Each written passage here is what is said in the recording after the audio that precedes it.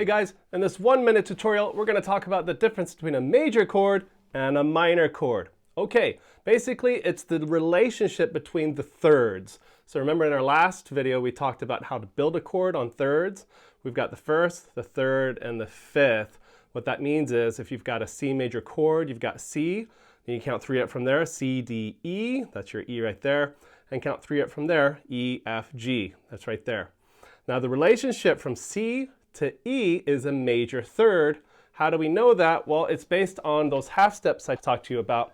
C to D is a whole step, and D to E is a whole step. Thus, from C to E is a major third. If we went from C to E minor, that would be a minor third. Not E minor, E flat.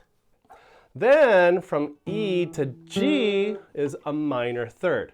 So from the bottom third is a major third, and the top third is a minor third, you have a major chord. If you flip it, and the bottom is a minor third, and the top is a major third, then you have a minor chord. We'll get into what happens when you've got 2 minors or 2 majors. That's something else. So if from C to E happens to be a major third, and from E to G happens to be a minor third, you've got a major chord. If you turn it upside down and you've got from C to what happens to be here in the middle is a minor relationship, that would be E flat.